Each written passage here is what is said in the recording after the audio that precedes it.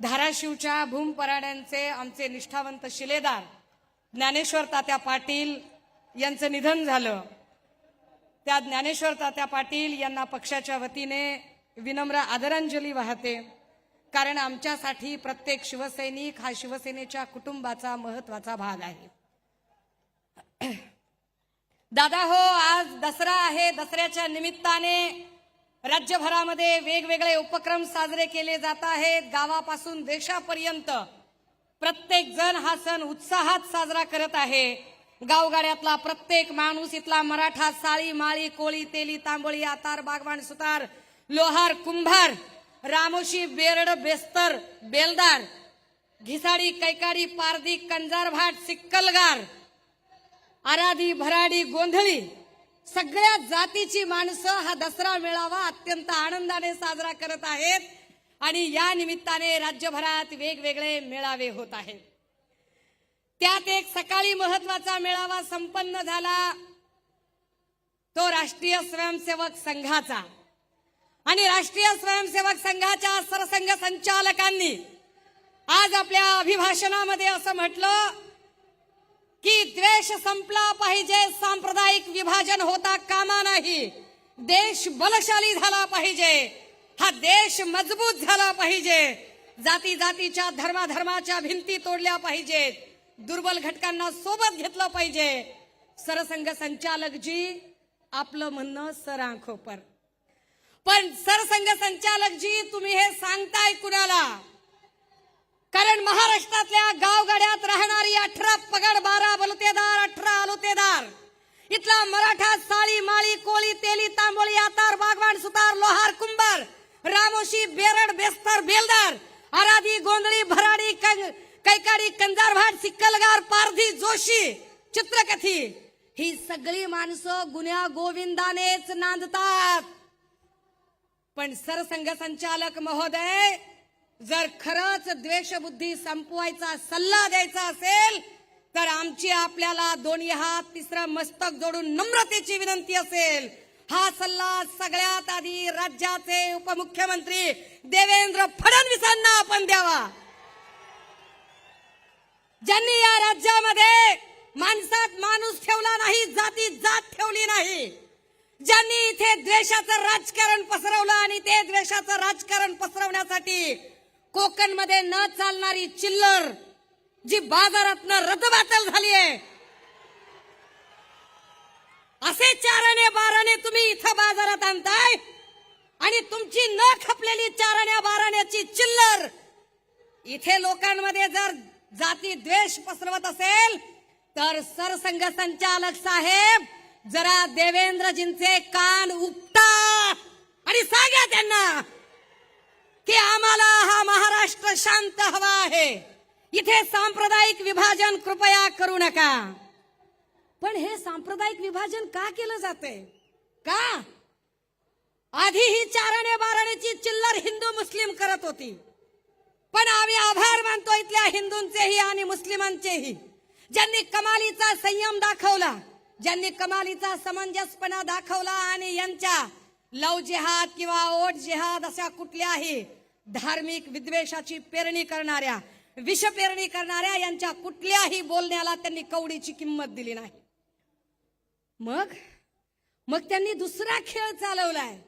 आता हिंदू मुस्लिम कार्ड चालत नाही म्हटल्यावर मराठा ओबीसीचं कार्ड खेळण्याचा प्रयत्न आता पुन्हा त्यांच्याकडून येतोय। हे मराठा ओबीसीचं कार्ड खेळणारी माणसं गावगाड्याची वीण उसवण्याचा प्रयत्न करत आहेत। माय मावल्या हो, दादा हो, राजे हो, अरे विचार करा, कालपर्यंत आम्ही गावगाड्यात सगळे एकत्र राहत होतो। आमची मराठा समाजातली मराठ्याच्या बाईला जर संक्रांतीचा सुगड पुजायचा असेल तर ती कुंभाराळीत जायची आणि सुगड आणायची। कुंभाराला जर नवरात्रीची माळ आणायची असेल तर ती माळ्याकडे जायची आणि देवीची माळ आणायची। माळ्याला जर काही आऊत लागला, नांगर लागला तर तो सुतार गल्लीत जायचा आणि आऊत आणि नांगर आणायचा। सुताराला दुर्डी लागली, सूप लागलं, टोपलं लागलं, तो कैकाड्याच्या बुरडाच्या गल्लीला जायचा आणि यांना कुणाला जोंधळा लागला तर ते अजून कुळी कुणबटाच्या खळ्यावर जायचे। ही सगळी माणसं एकत्र नांदत होती, पण यांच्यामध्ये जातीपातीच्या भिंती तयार केल्या त्या शिंदे साहेबांनी आणि फडणवीसांनी हे आम्हाला शहाणपण सांगतात. आणि हे का असं करतात? कारण यांना माहिती आहे की उद्या निवडणुका लागल्या आणि लोकांमध्ये गेले तर लोक यांना प्रश्न विचारणार आहेत. लोक यांना प्रश्न विचारतील की इथल्या बेरोजगारीचं काय केलं, इथल्या नोकर भरतीचं काय केलं. सत्तेत आल्यापासून एमपीएससीच्या 70 प्रकारच्या परीक्षा झाल्या आणि 70 प्रकारच्या परीक्षांमधल्या 65 परीक्षा यांची पेपर फुटी झाली. यावर लोक प्रश्न विचारतील. लोक पेन्शनवर प्रश्न विचारतील, आरोग्य भरतीवर प्रश्न विचारतील, तलाठी भरतीवर प्रश्न विचारतील, होमगार्ड प्रश्न विचारतील. आश्रमशाळेतले शिक्षक ज्यांच्या पगारी झाल्या नाहीत त्या आश्रमशाळेतले शिक्षक प्रश्न विचारतील. आरोग्य खात्यातले आमच्या कर्मचारी आया बहिणी प्रश्न विचारतील. या प्रश्नांची उत्तरं या लोकांकडे नाही आहेत आणि म्हणून ही माणसं राजकारण करतात. बरं, आपण याच्यावर जेव्हा कधी यांना प्रश्न विचारावे त्यावेळेला ते लगेच सांगत असतात की नाही, याच्यावर राजकारण करू नका, त्याच्यावर राजकारण करू नका, हे बोलू नका, ते बोलू नका. कोण राजकारण करते? कोणत्या प्रश्नाची उत्तरं त्यांनी दिली? हे शिंदे साहेबांचे सगळे बोलघेवडे आमदार आकडे सांगतात. 6,000 कोटीचा निधी, 10,000 कोटीचा निधी, 5,000 कोटीचा निधी. अरे गेला कुठं? गावात रस्ते नाही, नीट लाईट नाही, गटर नाही, मीटर नाही, गेले कुठे हजारो कोटी रुपये तुमचे? किती थापा हाणाल आणि किती लोकांना भुलवाल, पण यावर ते चकार शब्दाने बोलत नाहीत. या प्रश्नांची उत्तरं ते देत नाहीत. शेतीमालाला भाव का नाही, सोयाबीन कापसाचं काय झालं, यावर ते काहीच बोलायला तयार होत नाहीत. यावर बोलायचं सोडून ते जातीपातीचे भांडणं लावायचा प्रयत्न करतात. आर्थिक प्रश्नावर तर ते बोलतच नाही. दादा हो, 1962 पासून ते 2014 पर्यंत, 1962 ते 2000 या राज्यावरचं कर्ज होतं 2,37,000 कोटी आणि गेल्या 10 वर्षात कर्ज झालं 9,54,911 कोटी. 10 वर्षात तिपटीने कर्ज वाढलं. ही वित्तीय तूट इतकी मोठी आहे की कदाचित पुढची 10 वर्ष ती तूट भरून निघणार नाही. तरीही घोषणांची आणि आश्वासनांची खैरात चालू आहे. काल परवा जाहिरातीचेच पैसे देत नाहीत म्हणून जाहिरातदार आणि कंत्राटदार बोलत होते, त्यावरही ते बोलायला तयार होत नाहीत. बरं, आपण काही बोलावं तर ते म्हणतात राजकारण करताय तुम्ही. कुणी राजकारण केलं? शिंदे साहेब, राजकारण कुणी केलं ते जरा नीट समजून घ्या. जिवंत माणसांचं सोडा, तुम्ही तर महापुरुषांचं सुद्धा राजकारण केलं. शिंदे साहेब, तुम्हाला एकही आंदोलन हाताळता आलं नाही. आम्हाला आनंद आहे की सन्मान्य पक्षप्रमुख जेव्हा जितका काळ या राज्याचे मुख्यमंत्री म्हणून होते तेवढा काळ या राज्यात एकही सांप्रदायिक आणि धार्मिक दंगल झाली नाही. पण शिंदे साहेब, तुम्ही ठरवून धार्मिक दंगली घडवून आणल्या. धार्मिक दंगली घडवण्यासाठी कारणीभूत असणाऱ्या शांतिगिरी सारख्या महाराजाच्या पाठीशी उभं राहण्याची भूमिका तुम्ही घेतली. तुम्ही खऱ्या अर्थानं महाराष्ट्र नासवण्याचं काम केलं. तुम्ही शहाणपण सांगायचं आम्हाला आणि ते सांगतात महापुरुषांचं राजकारण. शिंदे साहेब, आठवा, तेव्हा तुम्ही इकडेच होतात, नंतर गद्दारी करून गेलात. तुम्ही काय केलं? 10 वर्षापूर्वी 2014ला नरेंद्र मोदी यांनी इंदू मिलची कुदळ मारली होती. गेल्या 10 वर्षात डॉक्टर बाबासाहेब आंबेडकरांच्या स्मारकासाठी त्या इंदू मिलची एक साधी वीट रचली नाही. याच्या उलट दीक्षाभूमीचं खोदकाम तुम्ही केलं. तुमची अघोरी भूक काही संपत नाही. तुम्ही किती राजकारण करावं? इकडे तुम्ही इंदू मिलचं स्मारक उभं केलं नाही, तिकडे अरबी समुद्रामध्ये छत्रपती शिवरायांचं स्मारक उभं करणार होतात. ते छत्रपती शिवरायांचं स्मारकही तुमच्याच्याने उभं करणं झालं नाही. हे तर नाहीच नाही, पण याच्याही पेक्षा आश्चर्य की छत्रपती शिवरायांचा पुतळा पडतो. शिंदे साहेब, छत्रपती शिवरायांच्या पायाशी जाऊन तुम्ही शपथ घेतली. किती खोटारडं वागाल. महाराजांची शपथही तुम्ही पाळली नाही. आणि तुम्ही वरून ते सांगतात की पुतळा कशाने पडला, तर म्हणाले ताशी 45 किलोमीटरचा वारा होता.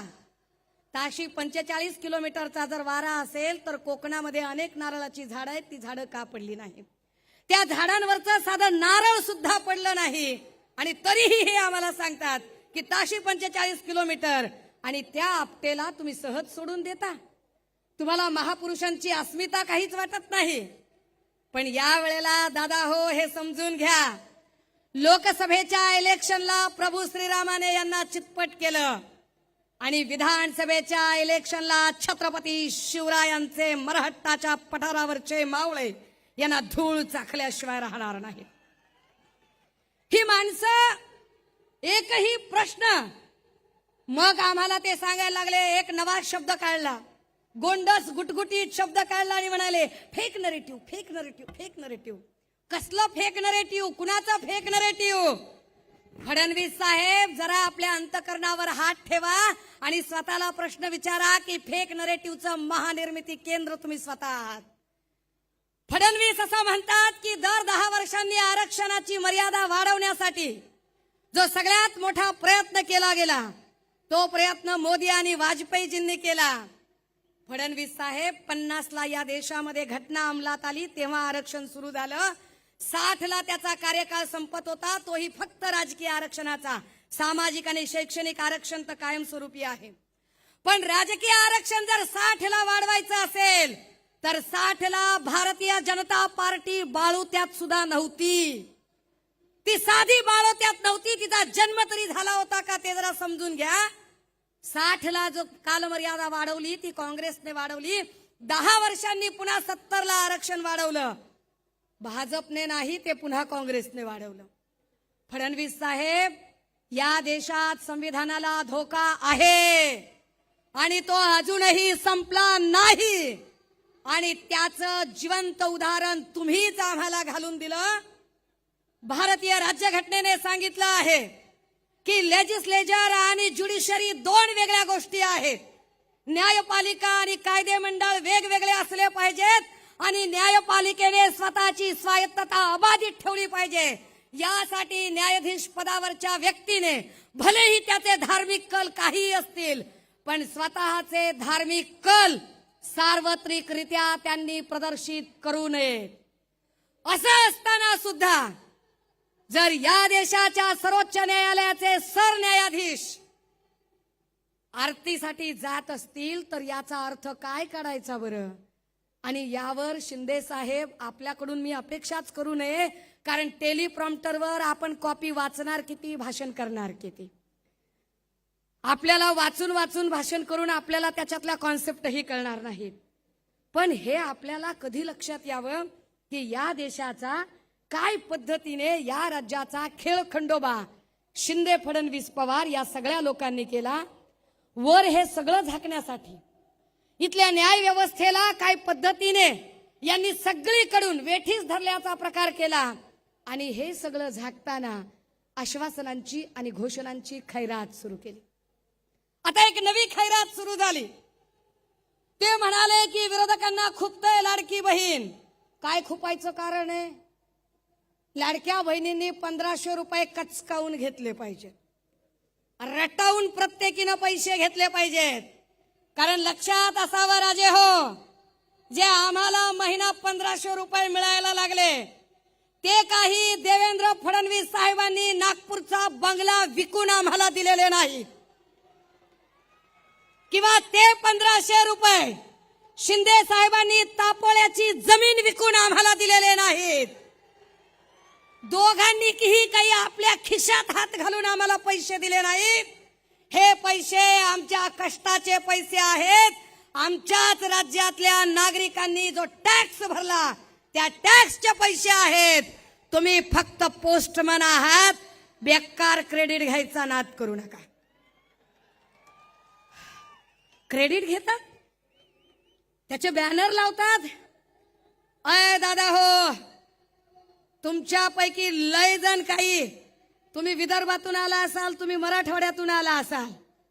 विदर्भात आणि मराठवाड्यात अशी असंख्य घरं आहेत की ज्या घरातल्या लोकांनी आपल्या बहिणींची लग्न लावण्यासाठी एकरानं वावर विकली असतील, एकरानं वावर गहाण टाकली असतील आणि आपल्या बहिणीचं लग्न लावून दिलं असेल.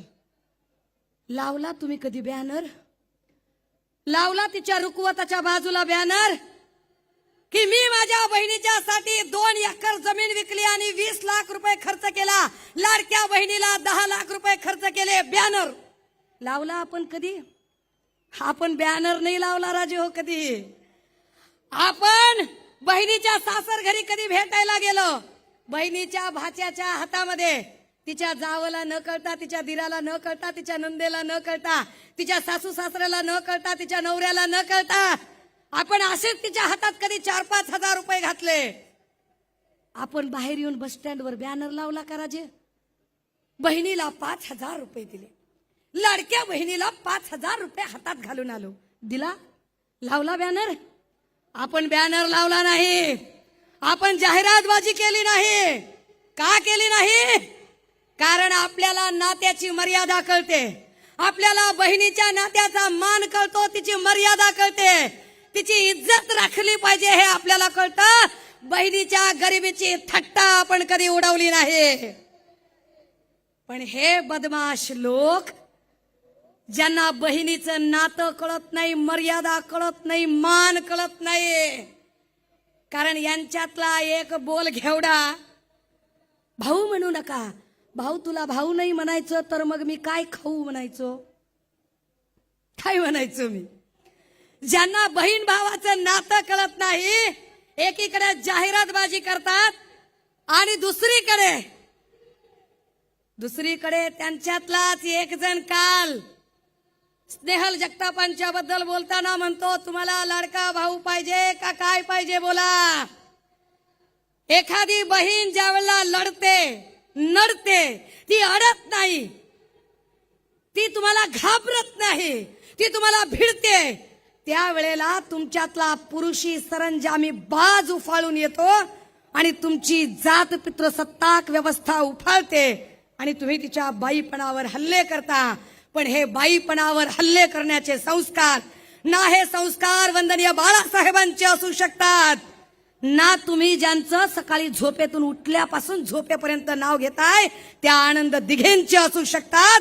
हे संस्कार फार तर रेशीम बागेत वाढलेल्या RSS मधून आलेल्या बाटग्यांचे संस्कार असू शकतात, जे बाटग्यांचे संस्कार तुमच्यावर आलेले आहेत. ज्या बाटग्यांच्या संस्कारामुळे तुम्ही महिलांच्या बद्दल अत्यंत अर्वाच्य पद्धतीने बोलताय. दादा हो, माझ्याकडे बोलण्यासारखे फार मुद्दे आहेत, परंतु तुर्तास आम्हाला आमच्या बहिणी लाडक्या आहेतच, पण त्या लाडक्या असण्याबरोबरच त्या सुरक्षित असणं जास्त गरजेचं आहे.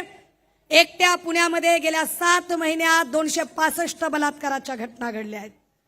एकट्या पुण्यामध्ये 750 विनयभंगाची प्रकरणं घडली आणि बदलापूर नंतर काल परवा सोनपेठला पुन्हा एकदा 4 वर्षाच्या चिमुरडीवर अत्याचार झाला आणि पोलीस निरीक्षक बोलंवार हा राष्ट्रवादी गटाच्या आमदार आणि आमदार पक्षातल्या लोकांना वाचवण्यासाठी त्या एवढ्याशा लेकराची तक्रार नोंदवून घेत नाही, अटक करत नाही लवकर तो आरोपीला.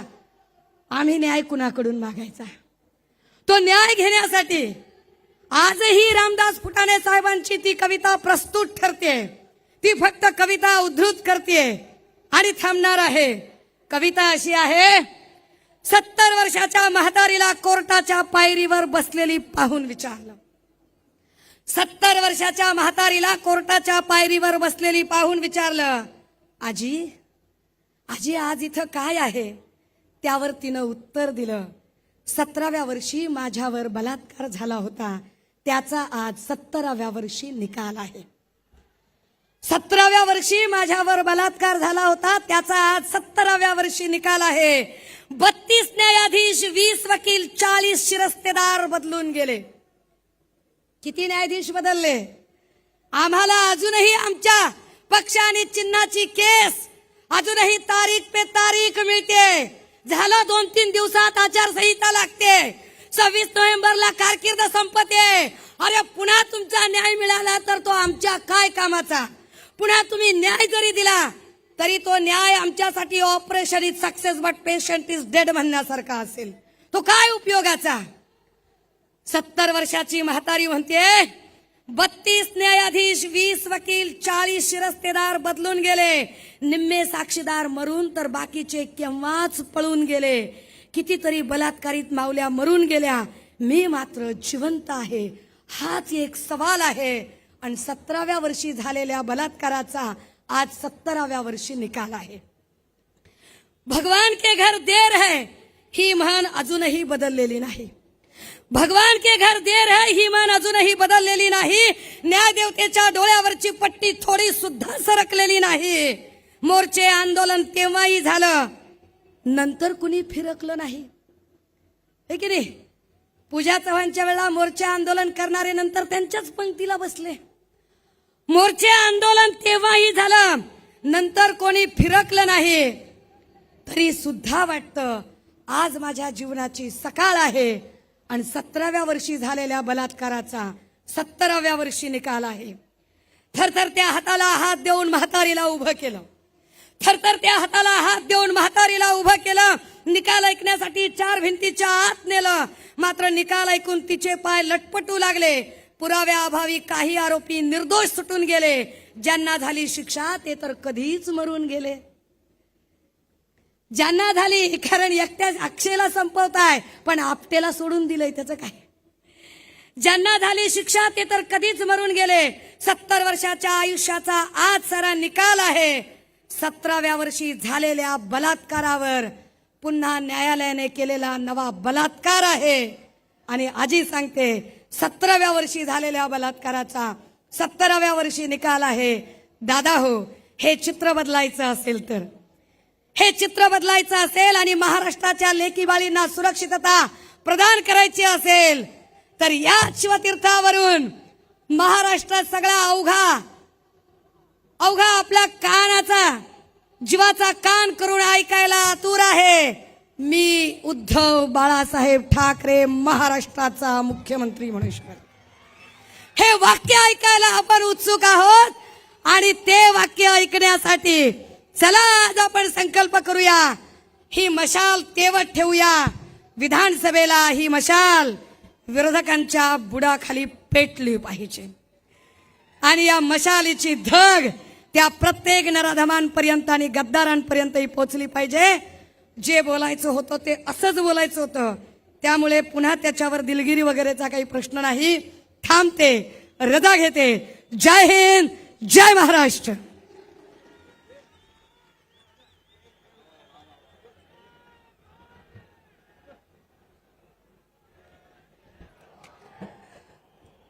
धन्यवाद सुषमाताई. आणि यानंतर मी विनंती करतो शिवसेना नेते भास्कर जाधव यांना की त्यांनी आपले विचार मांडावे.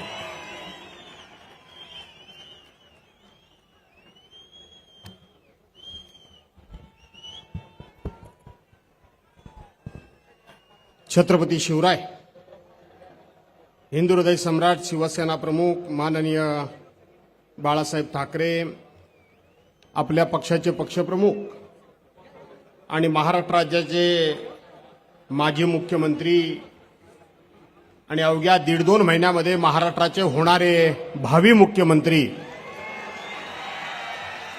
आदरणीय उद्धवसाहेब ठाकरे, युवा सेना प्रमुख, शिवसेना नेते आदित्यजी ठाकरे, ज्यांनी हिंदू हृदय सम्राट, शिवसेना प्रमुख माननीय बाळासाहेब यांचं जे अष्टप्रधान मंडळ होतं त्यांच्यामध्ये नेते म्हणून जे होते ते आदरणीय देसाई साहेब, आमचे ज्येष्ठ नेते आदरणीय रावते साहेब, खैरे साहेब, गीते साहेब, माझे सहकारी शिवसेना नेते अरविंदराव सावंत, ज्या 2 सहकाऱ्यांची अतिशय धडाकेबाज अशी भाषणं झाली ते शिवसेनेचे उपनेते श्रीयुत बानगुडे पाटील, आमच्या भगिनी सुषमाताई अंधारे, व्यासपीठावरील सर्वच नेते मंडळी, खासदार, आमदार आणि मोठ्या संख्येनं उपस्थित असलेल्या बांधवांनो, भगिनींनो आणि पत्रकार मित्रांनो, आज दसऱ्याचा दिवस आहे.